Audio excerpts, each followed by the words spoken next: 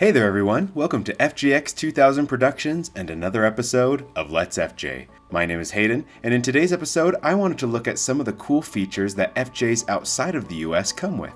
Most of my channel's viewers are based out of North America, so we all have a pretty good idea of what features and components come on our stateside or Canadian FJs. But the world is pretty big, and there are a whole lot of cool things that other countries' FJs got that ours didn't. So today's video is a way of spotlighting those differences and showing just how cool the FJ is even outside the US. Before we begin, I just want to thank you all for the continued support you give my channel. It is so great seeing the numbers roll in as the videos get more and more views, and I love reading your comments and stories. If you happen to be viewing this video from a country outside of North America, let me know. And to everyone, tell me what feature mentioned in today's video you wish your FJ had. Be sure to like and subscribe if you enjoy the video and want to see more FJ Cruiser related content, and I'll do my best to provide that for you all.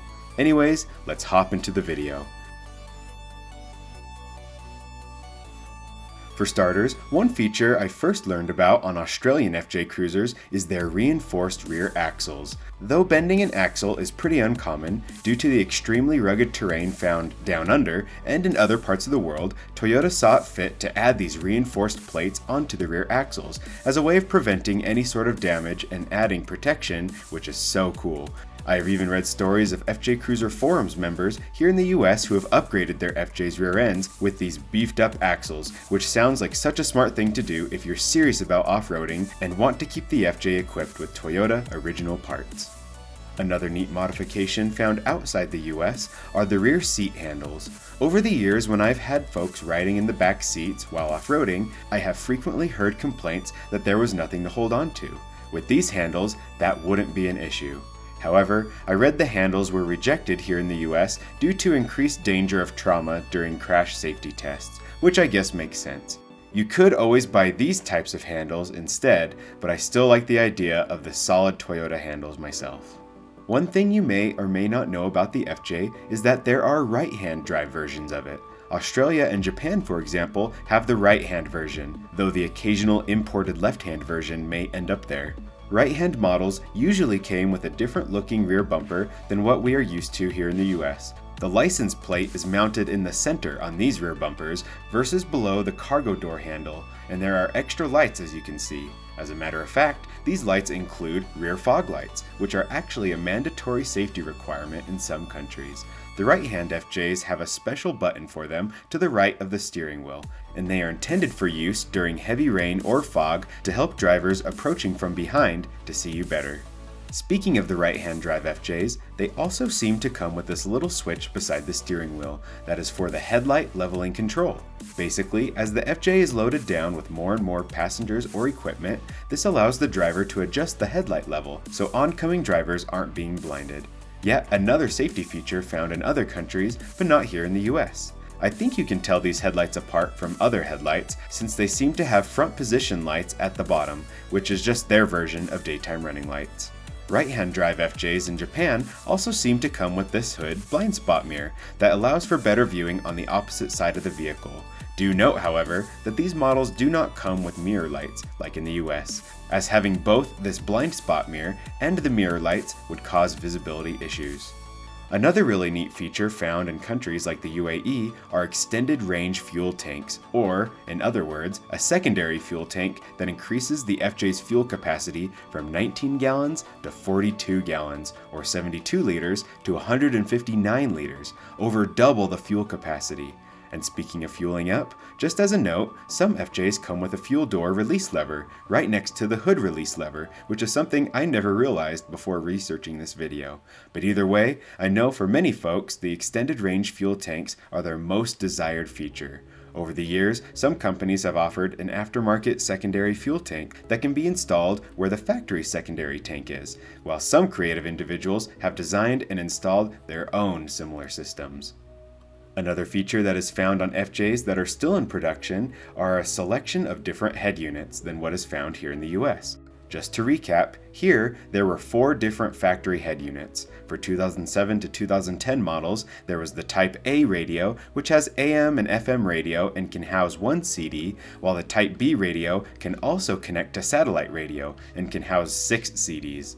For 2011 and newer FJs, there was a Type 1 and Type 2 head unit that looked almost identical, but the Type 2 radio was designed for the JBL sound system equipped FJs and could also hold multiple CDs. Outside the US, newer model FJs have not only been equipped with different simple head units like what we had in the US, but also with modern Toyota ones complete with touchscreen and GPS, which is something I'm super jealous about. Other FJs even come with super wide head units, like this, and for both the smaller and larger screen head units, some models can be equipped with this neat little control knob in that rectangular spot in the center console that you've always wondered about. FJs with that center control knob and panel, however, no longer have the steering wheel controls. From what I've seen, the backup camera for these FJs displays on the head unit screens, which is a huge improvement over the tiny mirror screens seen here in the US. Some of these newer FJs also have an updated dash gauge background panel, which looks pretty nice as well. Another really neat feature that is actually the thing I am most envious of is the FJ Cruiser air compressor found in some countries like Saudi Arabia. This air compressor is mounted on the driver's side in the cargo area and seems like such an awesome addition to the utilitarian nature of the FJ. I wish all FJs had this for airing back up your tires whenever you want and wherever you are. To gain that capability in the US, you have to install an aftermarket system, but what a cool factory accessory, especially because it even has the FJ logo on it. Other little things that I've seen in other countries on their FJ Cruisers include differently styled rubber floor mats that have the FJ Cruiser logo incorporated into them, gray leather accents on the steering wheel, along with gray stylized panels for the door inserts and radio bezel, as seen on some FJ Cruisers in the UAE, side markers that are used instead of mirror lights, and they actually flash with the turn signals unlike our mirror lights, and even an included whip with Toyota labeled flag for use while taking the FJ to the sand dunes. These tall whips with flags attached help people see the location of a vehicle over a blind hill before cresting over the top to help prevent accidents. A perfect addition to FJs in the UAE that are famously used on the sand dunes there. In some of these other countries, there were and are special trims and packages offered like the FJ Cruiser Extreme or the Adventure X package, so if you want to learn more about those models and other unique special editions not found in the US, be sure to check out my Part 2 video about special editions. A link will be in the description below. One unique FJ package that has become available in the Philippines that wasn't mentioned in that special edition video was this. Though I haven't found a name for it, it has neat bushwhacker-inspired fender flares, TRD front and rear mud flaps, along with new black 17-inch TRD wheels, and even a thin metal TRD front skid plate and a large TRD sticker on the C-pillar. It is a cool-looking package, but funny that even with photos of it on the Toyota Philippines website and videos by auto reviewers, it is still relatively mysterious. Another thing FJs from other countries were or are equipped with are actual fog lights from the factory. While here in the US, the FJ could come with bumper or roof auxiliary lights, aka driving lights, which only work with the high beams engaged, other countries saw actual fog lights. Earlier on, the fog lights used were of this design, where there were 4 small fog lights and then a daytime running light sort of LED strip. But in more recent years, Toyota has used a more factory-looking fog light that has a cleaner look to it.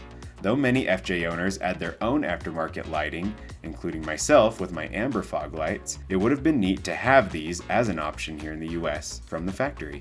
And the final thing I wanted to mention is the inclusion of an all-red FJ Cruiser color in many different markets as a standard color option, alongside the traditional white-roofed FJs. Here in the US, we of course have special edition models that set themselves apart with their monochromatic paint schemes and specially colored trim. For more details, see my special edition Part 1 video. One of those iconic Trail Team Special Edition colors is 2012's Radiant Red. Only 2,500 units were produced, and this color never made it into the regular Toyota lineup with a white roof, as is the case with other colors like Sandstorm, Army Green, or Cement Gray. This means it is a very sought-after color here in America. Meanwhile, apparently in markets across the globe, they of course have a variety of colors available for the FJ with the iconic white roof and standard silver trim.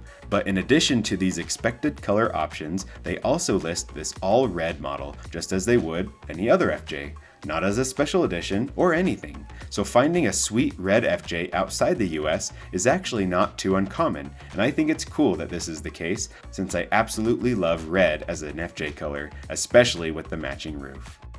And that's all I have for today. Again, this is just a list of things I have come up with over the years as I've researched FJs around the globe, but if there happened to be a feature that you can think of that wasn't mentioned, be sure to let me know. I'd love to hear it. Again, thanks for watching this or any of my other videos. Be sure to like and subscribe as always, but also feel free to share any of my videos with your FJ friends and family if you think they would also enjoy them or find any of the information useful. I hope to bring you more FJ Cruiser related content soon, but until next time, take care.